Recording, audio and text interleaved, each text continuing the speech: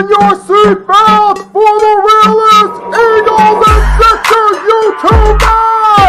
One who plays no clickbait and gets to the point! The myth, the legend, Nicky Steves!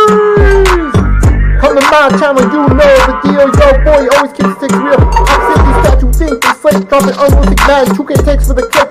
Even though cats like that get views closer to the millie, never hear me preach, look on to Philly. Before you watch the Eagles all the way through the early 22, authentic talk, forget what others do. Come to my channel, you know the deal. Yo, boy, always keeps things real. The 24/7, 365 way. Sports content for the reals that feel the day.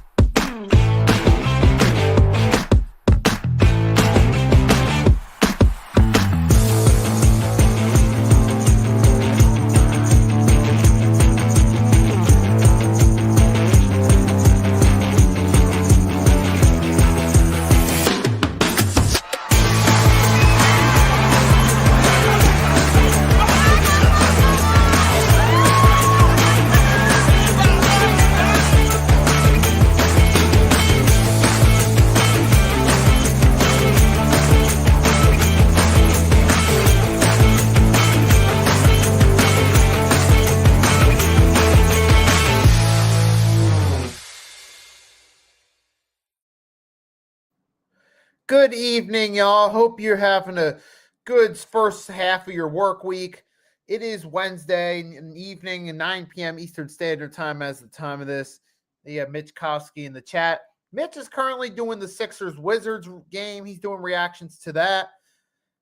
So we stopped by real quickly to show his support. And guys, this is what we're going to do tonight. We're going to talk a little bit of Eagles football. And it's the middle of free agency. We've been kind of quiet over the past week. We had have one or two moves, but nothing really special. But, I mean, we're at the point now with the Eagles fresh off the Super Bowl win. The Sixers, I mean, we kind of know what they are at this point. At this point, we're just looking closer to the offseason. Let's just go through this last month. Let's just try different guys out in the rotation, see what they can do individually and see if they have a place going forward. But we're here to talk about the Eagles today. And the Philadelphia Eagles, man, thinking about it because we got that Super Bowl win. And now, after getting that Super Bowl win, it raises the questions. Are we a dynasty in the making? Later the night after the game, after we defeated Kansas City Chiefs, I went on Chalk It Up Sports with Tone DeShields, and I had chatted for a brief minute, and I said that we could potentially be a dynasty in the making, going for 2, 3, 4 championships. Now, for starters, that's the goal. The goal for the Philadelphia Eagles is to become a dynasty, to have not just this, but have a second, or in that case, a third, a fourth, possibly. Because we already got the 2 rings. Past decade, we've had 2 rings, 3 Super Bowl appearances. We know this Eagles roster wants to go for more. This one Super Bowl with the current core, with Sirianni as the coach, Hurts as the head as the quarterback, you know, Saquon, AJ, Smitty, Goddard. This is their first. And the main ones that were left from that first run, the first Super Bowl win, 52, were Rick Lovato, the long snapper, Brandon Graham, who called it a day, Lane Johnson. But those were the main ones that were there. We drafted Dallas Goedert afterwards, so he didn't take part in that first Super Bowl win. This was his first win. You know, we got Darius Slay got to get a ring before he retired, which was nice to his resume. And we also, we got to get Brandon Graham one more before he retired. Lane Johnson gets 2. Nice overall. You got Cam Jurgens gets at it. Jalen Carter gets 1. Jalen Hurts has that Super Bowl MVP to his nod. So these guys are already headed in the right direction. Look at what the Eagles have been going these past couple years. We look at the direction they're going. They're clearly destined to try to win multiple Super Bowls. That's clearly the end goal for this Philadelphia Eagles team, to win 2, 3 Super Bowls as a unit. Not just this one they won recently. Because they got, in the past couple years, they've been going heavy in the draft these past couple seasons. The trade for A.J. Brown. But really, it all started 2021. They were building the core, getting Devontae Smith in. You were intending that he'd be the lead guy for that rookie season, which he was. Then going and getting A.J. Brown. Now you got your splash, your 1-2 duo. Adam with Dallas Goedert. Then going, and then you add to the mix some of the other guys in front, like Jalen Carter. And then guys like Jordan Davis to the mix. And now you see that these guys, Eagles, have been going heavy in the draft, trying to build for the future, building around young studs, and then Quinyon Mitchell, Cooper DeJean. Look, all these picks they're making. And they've nailed a lot of these big picks, too. Devontae Smith, been a hit so far. Cooper DeJean, excellent rookie season. Jalen Carter, improved statistically year 2. And they've been hitting on a majority of their draft picks. And even so, the Eagles, they know how to draft. They have an eye for talent. They've had a few good free agent signings as well. C.J. Gardner-Johnson, the 2 times they got him, turned out to be an addition to the team. Getting Darius Slay in 2020, he was a vital piece over the first half of this decade for the Eagles. And you look, the Eagles have had, now they've had their blunders in free agency too, but especially recent years, they've hit well. Saquon Barkley, case in point. Thank you to the New York Giants for it. Saquon Barkley in an Eagles jersey made NFL history. So you see that right there. Eagles, where they've been headed in free agency in the draft recently, they've been leaning in that direction. We're going to build a dynasty. And we look at the roster, there's certainly potential to do so. And look at a majority of the players on the roster are in their 20s, especially key players. A.J. Brown, only 27. Devontae Smith, 26. Jalen Hurts, Super Bowl MVP, 26. Saquon, 28. Cooper DeJean, 22. Jalen Carter, 23. You got, that's right. Happy birthday to you. Happy birthday to you. Happy birthday, little G Griffin. Happy birthday to you. And thanks for stopping by, showing your support as always. Hope you've been having a great birthday thus far. Thanks for kicking to me while we talk some Eagles football, baby. Because we're talking about how we got into young players on the roster and we're trying to go for a dynasty. Quinyon Mitchell off his rookie year, 22. Zach Bond, who found his fit with the Eagles last year, menace, 28.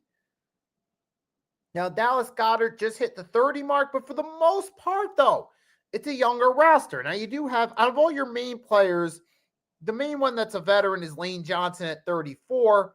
However, for the most part, it's a young roster, which gives a potential for this team to continue in the future, to continue to contend and compete in the future. Now, several things we're going to have to take into consideration. First, the NFC East. Let's face it, the Giants, what are the Giants doing? Seriously. After what the Giants pulled yesterday, and we're going to talk about that for a second. Yeah, I know this is the Eagles stream, but we got to talk about the Giants for a second here. You saw what they pulled yesterday. They initially got Jameis Winston. Now, we thought Jameis was going to be the backup for a rookie quarterback. Then they signed Russell Wilson to a 1-year deal. You just wondering, what are the Giants doing? The point being is, seeing that, are you really confident the Giants are going to get better anytime soon and crawl their way into contention long-term? Do you see them as a long-term threat to the Eagles? Based on some of the moves they've made in recent years, giving Daniel Jones that massive contract extension, not paying Saquon, letting him come to the Eagles, signing Russell Wilson to be the starter. Yeah, I don't trust the Giants to be long-term threat to the Eagles. So that's one team right there that could equate to 2 easy wins. The Cowboys are in the downswing. Now, the Cowboys throughout the decade have been one of the better regular season teams. We know come playoff time, Cowboys are the same old Cowboys, but regular season wise, they were a threat. They won the NFC East 2 out of 3 years in a row. Dak Prescott played well in the regular season with the right pieces like CeeDee Lamb. So point being is, the Cowboys now are in the downswing. They lost a lot of their key players. Dak Prescott's coming off another major injury. You don't know if he's going to come back and be the same quarterback next season. And they lost DeMarcus Lawrence to the Seahawks. It's not looking good for the Cowboys long term in terms of being a threat to the Eagles. The one team that is a threat to the Eagles are the Washington Commanders. Young quarterback Jaden Daniels looks like the future. You still have a lot of good talent around him, much more sound front office. They went all the way to the conference championship, Jaden Daniels' rookie year. And we're the ones that beat them. And it looks like they're going to come back and be a threat. But then I'm looking around at some other potential opposition. The 49ers are in the downswing. Because Christian McCaffrey's fresh off missing nearly an entire season. And you don't know if he's going to come back and be the same back next year. They lost Deebo Samuel. They finally traded him to the Commanders, which made their offense stronger. They're paying Brock Purdy a big contract, but now that Purdy doesn't have the same caliber of weapons to throw to, do you really think Brock Purdy's going to be as efficient now? I don't know. The 49ers, to me, look like a team on the downswing. They don't seem like much of a threat in the NFC. Now, the Detroit Lions, they're still a really good team. They're still a contender, but so far they've yet to get over the hump in the playoffs. We kind of saw that Jared Goff was their undoing last season in the playoffs. Played solid during the regular season at times, but in the big game come playoff time, he laid an egg. You got to wonder, with Jared Goff as the quarterback, are the Detroit Lions truly contenders? And the Rams, well, the Rams are a good team. They probably have another year or two as far as their championship window goes. I don't know how much longer that window is going to last. Now, the Seattle Seahawks, I could see them being a team maybe 2 to 3 years from now that could be a threat, unless they develop quicker than expected, because they're in a full-blown rebuild. I mean, the Buccaneers kind of seem like they're stuck middle of the pack. I mean, I don't see a whole lot of competition in the NFC beside maybe the Lions and Commanders for the immediate future that could hold a threat to the Eagles. And then you look at the AFC, the Buffalo Bills, they're that good regular season team that always has their number come playoff time. It's been the Kansas City Chiefs, but even the one year it wasn't, it was the Cincinnati Bengals. I'm not sure about their future. Kansas City, they'll be back in contention. They will. Maybe the Bengals take a next step out there. So there's some teams that could be in the Baltimore Ravens. I feel like they just can't get over the hump come playoff time. So in the AFC, because we got to factor that in, especially if we're talking about potential teams the Eagles could face in another Super Bowl year or two down the line. Of course, Kansas City is another potential. Of course, again, that's a potential option. Maybe if the Buffalo Bills have get fortunate, they don't have to play Kansas City on the road to the Super Bowl. Maybe they find a way to get to a Super Bowl if they don't have to go through KC. So that's a possible matchup. Maybe if the Bengals improve on their defense, that could be a potential matchup. Eagles-Bengals in a Super Bowl. So we're looking at their perspective of possible teams that could be threats to the Eagles. But now on to the Eagles itself. Like I said, most of their key players are in their 20s. Let's just recap real quick. The main ones in their 20s. Jalen Hurts, fresh off Super Bowl MVP. Saquon's still in his late 20s, and he got an extension during the offseason. He's still locked. A.J. Brown's still 27. You still got Devontae, 26. And then you got on the defensive side, DeJean, Carter, Quinyon Mitchell, those guys in their early 20s. And Zach Bond is 28. I mean, but he still could be a force to be reckoned with. So the Eagles still have the talent there. Zach Bond's locked into a contract. All these guys are in those contracts. Jalen Carter, them, the key core pieces, the main guys that contributed to that Super Bowl win are still under contract. Nick Sirianni's still the head coach, so they still got a familiar voice with them in practice every day. Vic Fangio still staying with the defense, which means the guys such as Jalen Carter, Quinyon Mitchell, Cooper DeJean, Zach Bond, those guys that are coming back have a coach they're familiar with, a guy they've gotten acquainted to, being coached up by, coming back again as defensive coordinator. That's a potential positive to make another run, possibly this season, and repeat. And then you look at the talent itself. Jalen Carter, in only his second season, he stepped up big time. He stepped up with 42 tackles combined, 4.5 sacks. He improved his tackle totals from his rookie year. Then Jordan Davis, even, he's not, now he still can be a good role player. He did get 2 sacks in the playoffs. And we look at our rookies. Quinyon Mitchell, 12 pass deflections during the regular season. 12. And then 4 during the playoff run. And a few interceptions in the playoffs as well. Fresh off that rookie year, he's coming back into year 2. More experience. More adapt to the NFL level. Cooper DeJean, same situation. Cooper DeJean had a good regular season. He had 6 pass deflections during the regular season, 4 in the playoffs. And not to mention, we saw Cooper DeJean's strength, where he basically performed a 2-leg takedown tackle on Derrick Henry during the Eagles' win over the Ravens.